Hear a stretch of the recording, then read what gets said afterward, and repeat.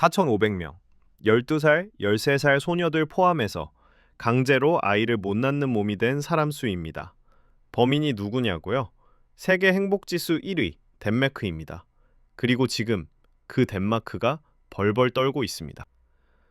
2019년 트럼프가 처음 그린란드를 사고 싶다고 했을 때 전 세계가 배를 잡고 웃었습니다. 덴마크 총리는 터무니없는 농담이라며 코웃음을 쳤죠. 하지만 2026년 오늘 상황은 완전히 역전되었습니다.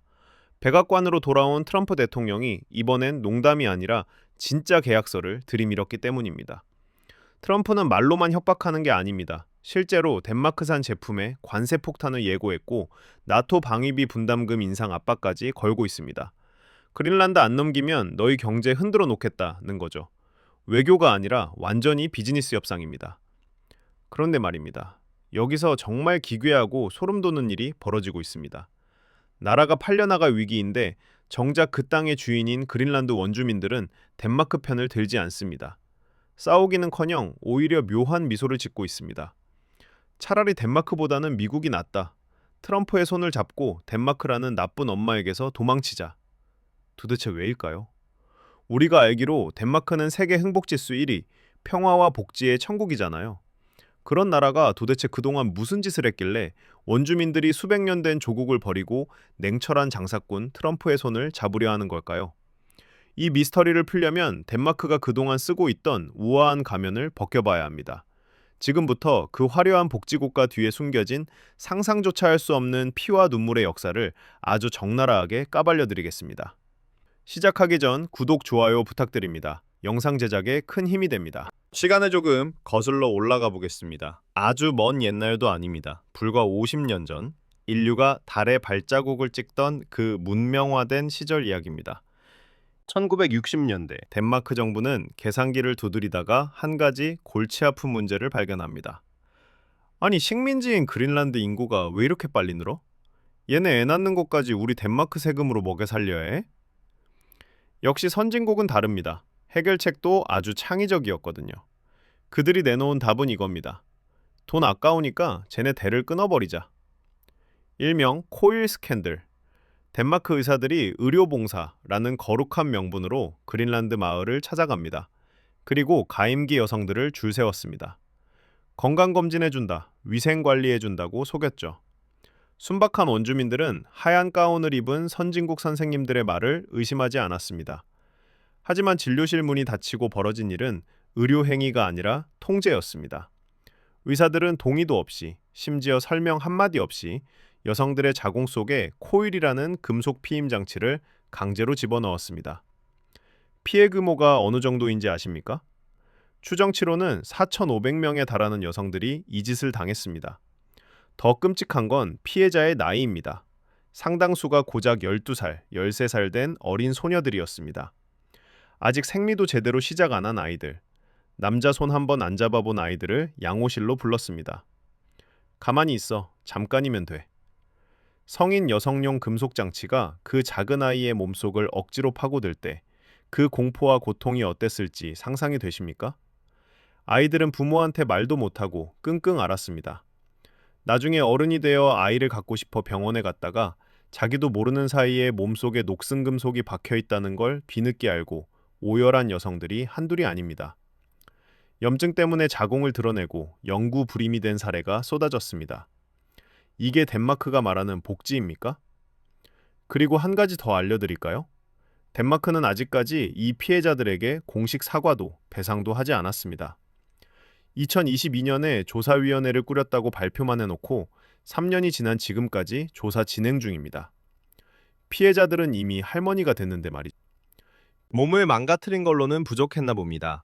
덴마크는 원주민들의 미래인 아이들의 영혼까지 훔쳤습니다. 1951년 그린란드 어린이 실험이 시작됩니다. 덴마크 정부는 아주 오만하게 생각했습니다. 이누이트족은 미개에서 답이 없다. 똑똑한 애들 뽑아다가 덴마크 본토로 데려오자. 걔네를 완벽한 덴마크인으로 개조해서 돌려보내면 그린란드 전체가 우리처럼 고상하게 변할 거다. 지능검사로 아이 22명을 선별했습니다.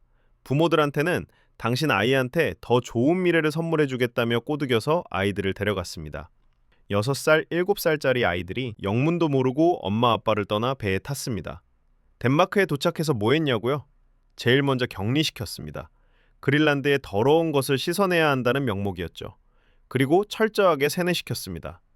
그린란드어 쓰지 마. 그거 야만인들이나 쓰는 말이야. 덴마크어만 써.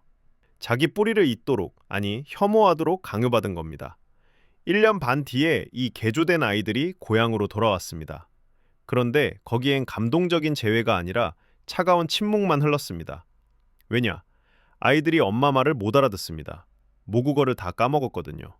고향에서도 이방인, 덴마크에서도 이방인.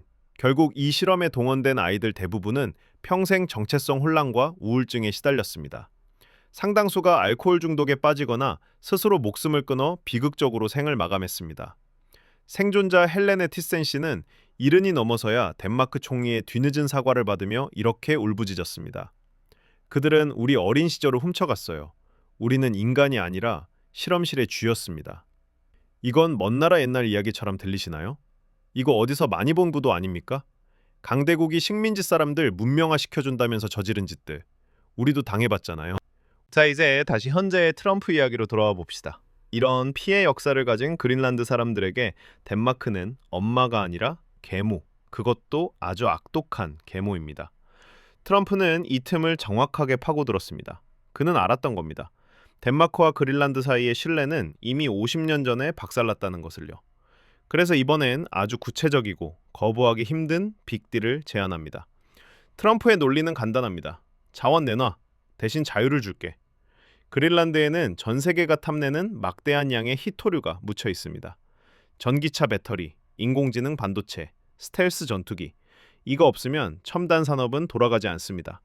지금은 중국이 이 시장을 꽉 쥐고 있죠. 미국은 이 희토류가 미치도록 필요합니다. 트럼프가 그린란드 자치정부에 딜을 칩니다. 야, 덴마크 눈치 보느라 돈방석 위에 앉아서 굶고 있을 거냐? 우리랑 손잡자. 우리가 채굴 기술 대주고 인프라 깔아줄게. 너희가 덴마크 보조금 없이도 떵떵거리고 살 수 있게 경제적 독립 시켜줄게. 이 제안 참 아이러니하지 않습니까? 나라를 파는 것이 진정한 독립을 위한 유일한 길일지도 모른다. 그린란드 입장에서는 솔깃할 수밖에 없습니다. 나를 학대하고 실험했던 덴마크 밑에서 이류 시민으로 사느니 차라리 세계 최강대국 미국의 파트너로 당당하게 돈 벌며 사는 게 낫다는 계산이 서는 겁니다. 물론 그린란드 내부에서도 미국을 믿을 수 있냐는 목소리는 있습니다. 트럼프가 원하는 건 결국 희토류지 우리의 행복이 아니다. 또 다른 형태의 식민지가 되는 거 아니냐는 우려죠. 하지만 젊은 층의 반응은 다릅니다. 적어도 트럼프는 솔직하잖아. 자원 달라고 대놓고 말하니까. 덴마크처럼 가족이라면서 뒤통수 치는 것보단 낫다. 이것이 바로 지금 트럼프의 그린란드 매입설이 단순한 헛소리가 아니라 덴마크를 공포에 떨게 하는 실질적인 위협인 이유입니다.